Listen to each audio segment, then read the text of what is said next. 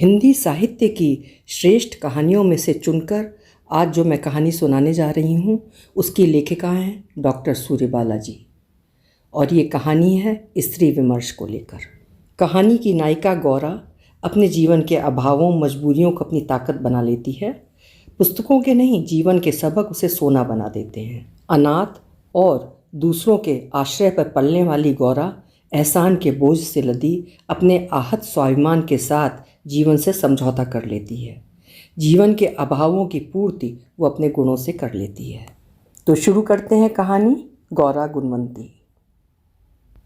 अचानक लगता है अथाह वात्सल्य से भरे दो होंठ मेरी हथेलियों से चिपक गए हैं। हथेलियों पर पड़ी आड़ी तिरछी वयस्क रेखाएं धुंधली पड़ती जा रही हैं। सगाई की चौतरफे हीरे वाली दमकती मेहंदी रची नन्ही नन्ही हथेली गुलाबी सी हो गई है और उन पर वही होंठ, उन होठों के ममत्व से रची ये मेहंदी की बेलें। मैं छज्जे आंगन कहीं भी खेलती रहती। आवाज़ आती, कौन बेटा मुझे सुर्ती खिलाएगा। सब खेल में मस्त रहते। मैं धीरे धीरे पहुंचती। ताई मेरी नन्ही हथेली पर सुरती की शीशी उलटकर सीधी करती, फिर अपने दोनों हाथों से हथेली मुंह तक ले जाकर सुरती फाँक लेती। धीरे से मेरी हथेली चूमकर हाथ ऊपर उठाकर इशारा करती, इतना बड़ा सा हो जाए मेरा बेटा। लाड़ में ताई के मुंह से अक्सर ही बेटा सुनती और अपनी गीली सी हथेली को फ्रॉक में पोंछती शर्मा कर खेलने भाग जाती। ताया की तेरह बीत चुकी थी। मेहमान एक एक करके जा चुके थे। ताई के हाथों में पहलदार कांच की रंग बिरंगी चूड़ियों की जगह उनके टूटने के खरोंच भरे निशान थे। बदन पर एक कोरी सादी धोती, माथे पर दपदपाती लाल इंगूर की बिंदी के बिना उनका सूना चौड़ा माथा देखकर मन सिहर जाता था। रीति सूजी आंखों से सूनी दीवारें निहारती ताई बैठी थी। मैं 6 साल की अबोध बच्ची कैसे ताई का दुख घटाऊं कुछ समझ में ना आया।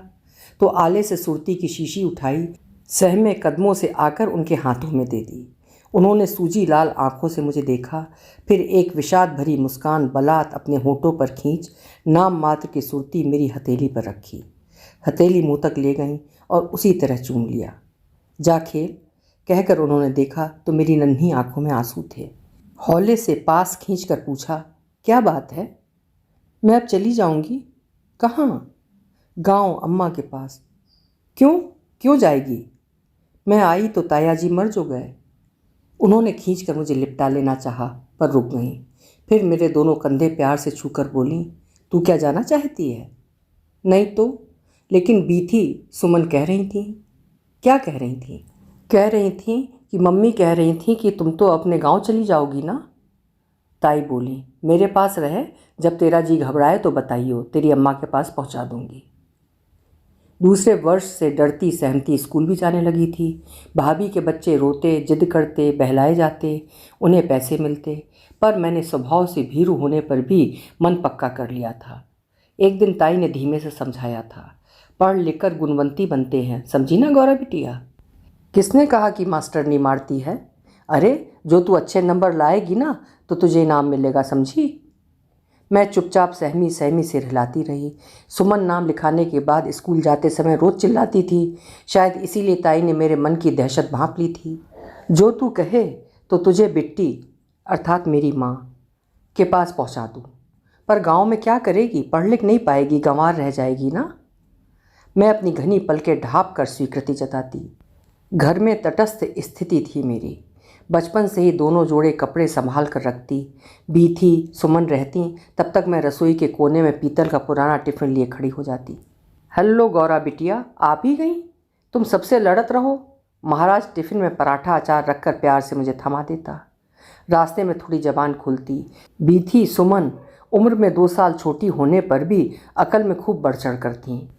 बाद में चलकर उनसे क्लास की पिछली सीट पर बैठकर अचार या कच्ची अमिया खाना, जासूसी उपन्यास पढ़ना और एक दूसरे की हाजिरी बोलना मैं कभी भी नहीं सीख पाई।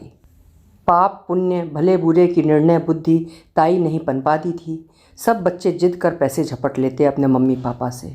मैं यूं ही देखती रहती तो ताई बाद में समझाती, इन्हें बुरी आदत पड़ जाएगी, चटोरे हो जाएंगे। दिवाली पर ताई ने मेरे हाथ पर 8 आने रखे।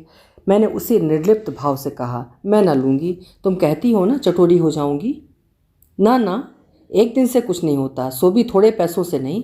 तू इसकी खट्टी मीठी गोलियां खाइयो, पटाखे पटूकी मत खरीदियो। सब पटाखे छोड़ेंगे तो तू भी देख लेना। हाँ, मैंने उसी तरह से हिला दिया। ताई बिल्कुल ठीक कहती हैं, पटाखे छुड़ाने से हाथ भी तो जलने का डर रहता है। सो सब छुड़ाएंगे ही, मैं देख लूँगी। दिवाली के 2 दिन पहले भाभी को जैसे कुछ ख्याल आया। एक पीला फ्रॉक बाजार से खरीद लाई। ताई ने समझाया, इसे थोड़ी देर पहनकर उतार देना, अच्छा छुट्टियों में अम्मा के पास जाइयो यही पहनकर। मैंने वो फ्रॉक तहकर संभाल कर रख दी थी। गांव जाकर अम्मा को शहर की सारी नई नई बातों के अतिरिक्त 30 तक गिनती, पूरा का खा गा और चंदा मामा वाली कविता सुनाऊंगी। मेरी कल्पना में अम्मा भरी आंखों से मेरे सिर पर हाथ फेर रही थीं और सोते समय ढेर सारा तिल का तेल माथे पर दाबती रही थीं। आते समय अम्मा से मांग करके लड्डू, लैया और ओले लाऊंगी, ताई और बीथी सुमन के लिए। अगर अम्मा ने अपने पास रुकने को कहा और अम्मा के दुबले गोरे हाथों की प्यार भरी थपकी याद आई, नहीं, अम्मा से कह दूंगी पढ़ लिख कर गुणवंती बनूंगी। बड़ी होने पर जब गांव जाऊंगी तो अम्मा के लिए एक साड़ी ले जाऊंगी। पर गांव जाने की नौबत ही नहीं आई। दिवाली के चौथे दिन ही स्कूल से लौटी तो गांव से नाई आया था। घर में गुमसुमी थी। ताई जैसे बुखार में बुत सी मोटी चादर मुंह पर डाले पड़ी थी। मुझसे कोई ना बोला, जैसे सब मुंह चुरा रहे थे। नाई शाम को चला गया। हर कोई अजीब भेद भरी करुणा दृश्य से मुझे देख रहा था। अनमनी सी बीथी सुमन के साथ खेलने गई तो सुमन ने चौकन्नी नज़रों से इधर उधर देखकर धीमे से बताया, मम्मी ने तुझे बताने से मना किया है। पता नहीं मुझे कैसा लगा था, एकदम डर कर जैसे रो पड़ूंगी। मेरे बाल मन में भी निराश्रित हो जाने का भयावह एहसास सहमा गया था। खुलकर रो पड़ने में भी डर, जैसे दूर से मुर्दे वालों का राम नाम सत्य सुनकर मन बेतहाशा धड़कने लगता था, उससे कहीं बड़ी दहशत। हाँफती हुई आकर लेटी हुई ताई की चादर पकड़ ली थी। मन में डर भी रही थी, कहीं ताई सोती हों, बुखार में हों तो जग जाएंगी। जाने कब तक खड़ी देखती रही, बस एक क्रम। हर 2 मिनट बाद ताई आंखों पर रखी दाहिनी कोहिनी हटाती और आंखें ही नहीं, पूरा मुंह इस तरह पोंछती जैसे आंखें नहीं, सचमुच पूरा चेहरा पोंछ रही हों। उसी तरह अच्छी तरह मुंह पोंछ अपने आप को तैयार किया और धीमे से खटोली पर इस तरह बैठ गई जिससे मैं उनका चेहरा न देख सकूं। उनकी गोद में बैठी मैं अपने बालों पर जब जब उनके संभालने के बावजूद टपकते गरम गरम आंसुओं का गीलापन महसूस करती रही। कुछ देर बाद इधर उधर की बातें करने लगीं। स्कूल में क्या पढ़ा, आज खेलने नहीं गई क्या, अब की बार ड्रामे में क्या बनी हो। पर ताई ने हाँ नहीं वाला मेरा संक्षिप्त उत्तर भी न पाकर झुककर देखा। मैं गुमसुमी बैठी थी, ना हिचकी ना आवाज़, बस एक पीड़ा थी जो आंखों से धार धार होकर टूट रही थी। भाभी ने देखा तो समझ गई। बीथी और सुमन को बुलाकर डांट लगाई। ताई ने मना किया, जाने दो, अच्छा ही हुआ, आखिर पता तो लगना ही था, जन्म और मौत नहीं छिपाए जा सकते। भाभी ने भैया से कहा था, करुणा पर चिंताकुल आवाज़ में, बेचारी अब तो गौरी को रखना ही होगा। स्नेह का एक नन्हा सा अंकुर जो ताई की आंखों में पनपा था, सहानुभूति की शत शत शाखाओं में आकाश बेल की तरह फैल गया। ताई तो मुझसे उसी संयत भाव से बोलती, पूछती या कभी धीमे से पुचकारती, पर भाभी भैया से लेकर स्कूल की टीचरें, मास्टर और पड़ोसी भी सदैव हो उठे थे। अनाथ शब्द जैसे मेरा रक्षा कवच बन गया था। अब भाभी बीथी और सुमन के लिए 4-4 फ्रॉक के कपड़े लाती तो मेरे लिए भी एक फ्रॉक का जरूर आता। उनकी फ्रॉकों से बचे हुए सितारे और मोती मेरी फ्रॉक में टांग दिए जाते। वैसे फ़्रॉकों की मेरे पास कमी ना रहती, मेरे फ़्रॉक ज़्यादा फटते ही न थे। बीथी सुमन भाभी के कहने पर भी शादी ब्याह से लौटने पर सलमे सितारे वाले फ़्रॉक पहने पहने सो जाती, पर मैं पहले फ़्रॉक बक्से में तह कर रखती, तभी दूसरा काम करती। मेरे एक जोड़ी सूती मोजे हमेशा मेरे बक्से में साफ़ रखे रहते, जबकि बीथी और सुमन 5-6 जोड़े मोजों से भी कहीं जाते समय एक जोड़े साफ़ ना निकाल पाती। भाभी हर बात पर उनके सामने मेरा उदाहरण रखती, बिना माँ बाप की लड़की देखो तो कितने सलीके से रहती है, एक तुम लोग हो। भाभी के सदैव होने का एक कारण और भी था। जब से नन्हा विप्पू हुआ था उसे मैं ही संभाल लेती थी। भाभी को दाई या आया रखने की ज़रूरत ही नहीं महसूस हुई। स्कूल से आते ही मैं कपड़े बदल कर उसे लाद लेती और तब से शाम तक उसे लादे लादे घूमती। कभी कभी ताई धीमे स्वर में कहती, ला मुझे दे दे, मैं तो खाली हूँ, छमाई इम्तहान आ रहे हैं ना तेरे। बस इतना ही मेरे लिए बहुत था। रोम रोम कृतज्ञ हो उठता। मुस्कुरा कर कहती, पहले दिन हिंदी है ताई, और अंग्रेजी के लिए इतवार की छुट्टी। ताई के लाख धीमे कहने पर भी भाभी सुन लेती। हंसकर कहती, गौरी होशियार है, बिना पढ़े अच्छे नंबर लाती है, कोई बीथी सुमन की तरह थोड़ी। प्रशंसा काफ़ी महंगी पड़ती थी, पर एहसान मानती थी, यही क्या कम था। और मैं भी तो अब बच्ची नहीं थी। शायद मैं दूसरों से ज़्यादा स्वयं पर बोझ बन गई थी। एहसानों का बोझ, बढ़ती हुई उम्र के अपराध का बोझ, और चारों ओर से घेरती समेटती बेचारगी भरी निगाहों का बोझ। अनाथ लिखवा कर भैया मेरी फीस शुरू से माफ़ कराते आ रहे थे। 1-2 साल जब तक विप्पू नहीं हुआ था, छात्रवृत्ति भी मिली थी। पर जैसे जैसे बड़ी होती गई, कर्तव्यों के प्रति अधिक सजगता हावी होती रही। मेरे कपड़ों पर, खाने पर, किताबों पर कितना खर्च होता है, हिसाब लगाती रहती। इसलिए पास में कुछ पैसे होने पर भी पिकनिक जाने वाली लड़कियों में मेरा नाम कभी ना लिखा गया। ना स्कूल में हुआ कोई शो मैंने देखा। एक बार इलादी ने धीमे से अलग बुलाकर पूछा भी था, सुनो गौरी, तुम पैसों की वजह से ना जा रही हो तो मैं दे दूँ? पर मैंने जल्दी से हल्की मुस्कान के साथ सिर हिला दिया था। मुझे नोट्स बनाने हैं। पर पैसे सचमुच रहते थे मेरे पास। ताई और भाभी के मैके तक के जो भी रिश्तेदार आते, मेरा परिचय उन्हें मिलता ही। जाते समय बीथी, सुमन, विप्पू के हाथ में 100-50 देते देते अचानक ठिठक कर मेरी ओर मुड़ जाते, और 1-2 मुड़े तोड़े नोट मेरी मुट्ठी में भी डाल जाते। जाने क्यों मेरा मन रो पड़ने को लगता। इनकार न कर पाने की अवस्था और पीड़ा से पहली बार जाना, लेना और न लेना भी कई तरह का होता है, और मेरे लिए दोनों में एक सी पीड़ा। भाभी कनखियों से देखती कि मुझे कितने मिले हैं, पर बाद में भाभी काफ़ी आश्वस्त हो गई थी जब मैं अपनी ज़रूरत की किताबें चुपचाप उन पैसों से खरीद लेती। पेन, पेंसिल वगैरह छोटी मोटी चीज़ों के लिए भी उनसे न कहती। भैया के सामने तो यथासंभव जाती ही नहीं। जैसे जैसे बड़ी होती जा रही थी, एक अपराध भावना मुझे ग्रस्त करती जा रही थी। गुमसुमी और भी बढ़ गई थी। हर समय एक ही बात, मैं बड़ी होती जा रही हूँ, और भी बड़ी हो जाऊँगी फिर। एक आध बार भैया ने ताई से इस बारे में कुछ पूछताछ भी की थी कि गांव में थोड़े बहुत भी कुछ खेत खंडहर बचे हों तो उसे बेचकर मेरा इंतज़ाम किया जा सके। ताई ने स्वीकृति जताकर उन्हें देख आने को कहा। भैया के जाते समय मन कर रहा था कि मैं भी चली जाऊं।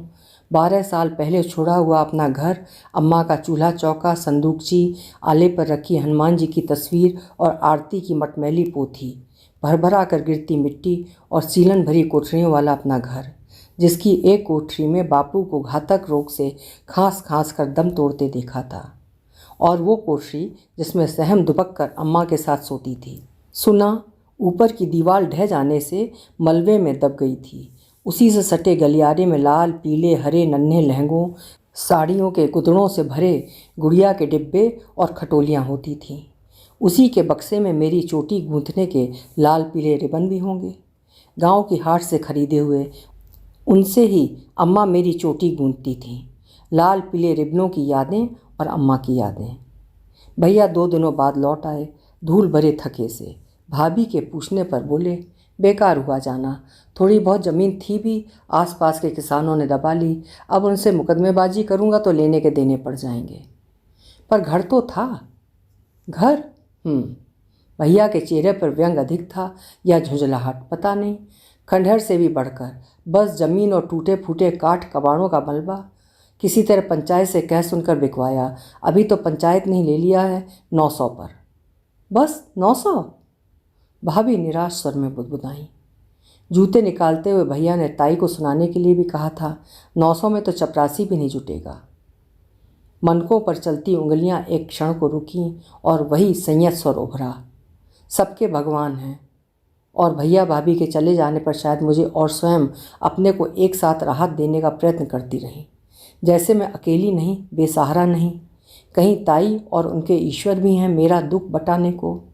सब अपने भाग का खाते हैं। 2 घंटे पहले ही उस दिन पूजा पर बैठ गई। कितनी देर तक सुनती रही। ताई अस्फुट स्वरों में गा रही थी, करुणा सिंध जगत जस लीजय, नाथ अनाथन की सुध लीजय। जब नहीं रहा गया तो एक किताब उठाई और पिछले छज्जे के कोने में जाकर बैठ गई। कितनी देर चुपचाप रोती रही पता नहीं। चैतन्य हुई जब बालों में बहुत ही धीमे धीमे ताई के हाथ फिर रहे थे। आस्था और विश्वास समोए हुए उनका स्निग्ध स्वर उभरा, मानो सुदूर किसी देवालय से आती पवित्र ऋचा की कोई प्रतिध्वनि हो। हीरे मोतियों से जड़ी रहेगी मेरी बेटी। बस 2 क्षण ही रुकी, अपनी सारी पूजा अर्चना आशीर्वाद में समेट मुझ पर वारती चली गई। उस दिन कॉलेज से लौटी तो भैया ताई के खाट के पास परेशान से खड़े थे। डॉक्टर प्रिस्क्रिप्शन लिखकर अलग ले जाकर जाने क्या क्या समझाता रहा। कुछ दिनों से ताई की तबीयत खराब चल रही थी। आज सुना भाभी खींच भरी आवाज़ में सुमन से कह रही थी, कह दिया ना खराब बीमारी है, अब मैं क्या दुनिया भर की बीमारियों का नाम याद किए बैठी हूँ।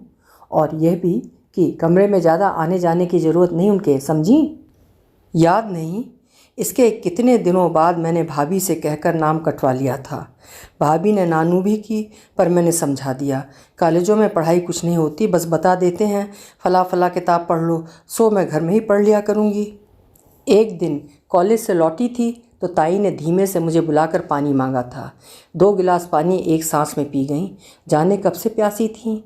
पूछने पर बोली, इतने काम तो वैसे ही हैं घर में सबको, ऊपर से मैं भी हुक्म चलाऊं। बस अब 4 घंटे की छुट्टी। नाम कटा लेने के बाद से भाभी मुझसे काफ़ी खुश हो गई थी। मैरिन पर झल्लाती तो कहती, अरे गौरी ने मुझे संभाला है, नहीं तो तुम जैसी दाई मजूरिन तो बस। ताई अब इधर बेहद कमज़ोर हो गई थी। दवा देती, पॉट लगाती या बिस्तर ठीक करती। आशीर्वादों से भरे स्वर गूंज गूंज कर समाप्त होते रहते।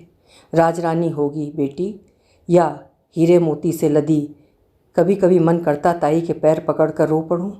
ताई बस भी करो ना, विडंबना भरा आशीर्वाद।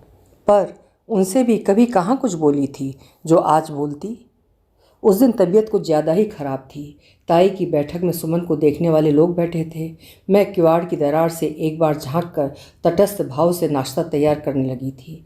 गैस पर चाय का पानी चढ़ाकर ताई के लिए दूध ले जा रही थी कि आंगन की ओर आती 2 संभ्रांत महिलाओं को देखकर ठिठक गई। बड़ी मुश्किल से संकोच भरी नमस्ते कर रास्ते से हट गई। कितने दिनों से मेरी यह आदत बन गई थी, किसी के भी सामने पड़ जाती तो लगता जैसे कोई अपराध कर डाला। मन आहत होता सो अलग। उन्हें भी शायद आश्चर्य हुआ, ये आपकी बड़ी लड़की है?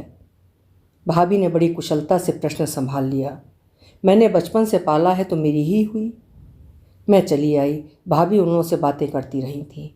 बाद में देखा तो वे लोग ताई को देखने भी चली आईं। मैं सिमटी खड़ी रही कोने में।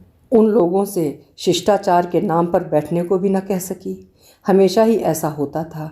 भाभी जब किसी से मेरी अनाथ गाथा दोहराती थीं, सहानुभूति और दया से भरी दृष्टियां मुझ पर उठकर मुझे और भी अनाथ कर जाती थीं। और अब तो धीमे धीमे इस दया और सहानुभूति को झेलने वाला जीवन भी चुकता जा रहा था।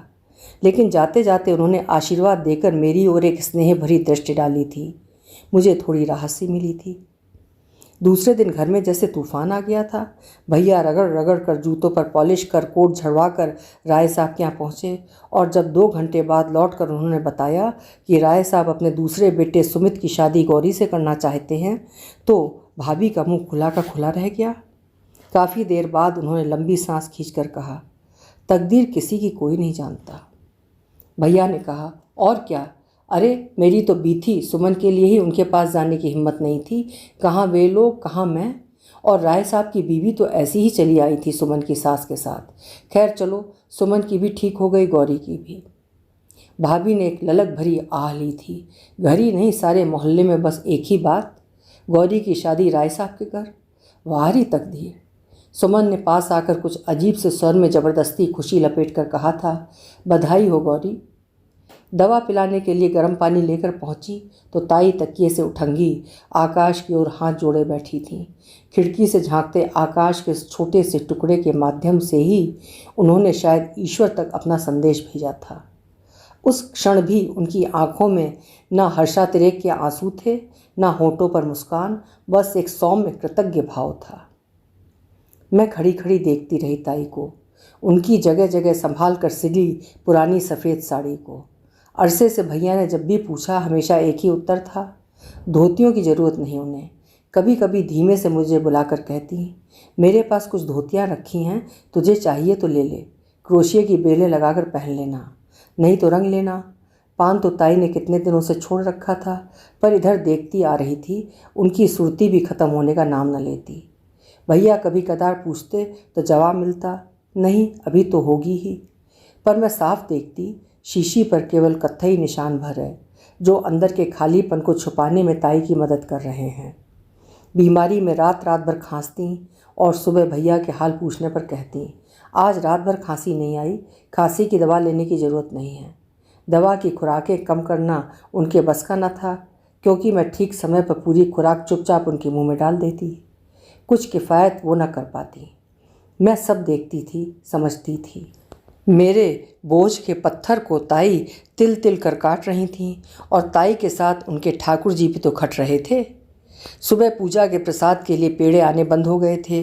बस चुटकी भर शक्कर पर ठाकुर जी गुजारा कर रहे थे। मेरी लगन पड़ चुकी थी। दवा पिलाती या पॉट लगाती तो ताई मना करती, अब तेरी लगन पड़ गई है, ये सब नहीं करते। कभी नहीं बोली तो अब कैसे बोलती, पर चुपचाप उसी तरह करती रही। रस्मों के लिए बुलाई जाती तो जाती और दौड़कर फिर उसी कोठरी में कि यहाँ सूना है, कोई आता जाता नहीं। आंगन से आती सुहाग भरे गीतों की आवाज़ें मेरी गुमसुमी को दुलार जाती। गौरा लेके उड़बों, अरे गौरा लेके पड़बों, गौर लेके चढ़बों आकाश, ऐसने तपस्या के नाही गौरा बिहाब, बरु गौरा रही हैं कुंवार।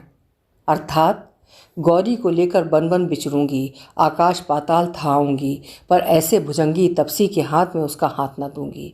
इससे तो अच्छा है कि कुंवारी ही रहे। वो आखिरी कुंवारी रात थी। कोबर से उठाकर अभी अभी नाइन कोठरी में बिठा गई थी। हल्दी रंगी पीली साड़ी, कलाई में सुपारी की गांठ और धूप के कंगन बांधे, हाथ पैरों में हल्दी के उपटन लगाए लौटी तो भागी भागी सी ताई का दूध गर्म करने लगी। दूध लेकर पहुंची तो ताई की दाहिनी कोहनी उनकी आंखों पर थी।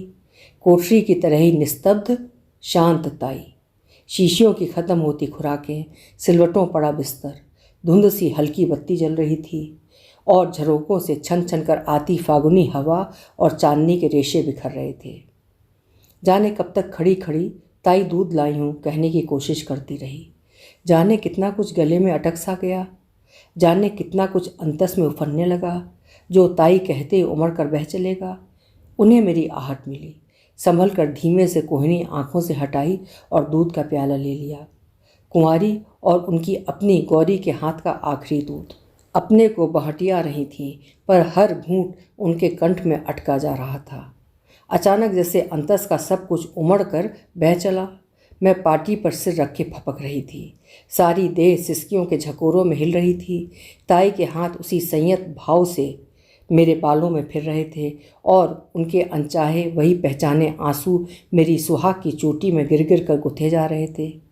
आंगन में औरतें मंडप जगा रही थीं और सुहागनें आशीष गा रही थीं। अमवा बौर जस बौरो, इमली जस छपसो, बेटी पुरैन जस दहलेऊ, कंवल अस बिगसो।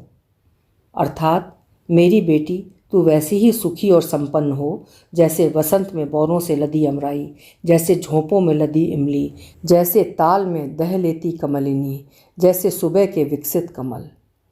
हाथ में कांपते हुए तार में टंकित शब्द भी धुंधले होकर जैसे ताल में दह लेते पुरैन के पत्ते बन गए हों और फिर सिमट कर एक नन्ही हथेली जिस पर चिपका है दो आशीर्वाद भरे होठों का अपार ममत्व। अभी आप सुन रहे थे डॉक्टर सूर्यबाला जी की लिखी हुई एक मार्मिक कहानी गौरा गुणवंती। आशा है कहानी आपको ज़रूर पसंद आई होगी। कल मिलेंगे फिर किसी उम्दा कहानी के साथ। आपका समय शुभ हो।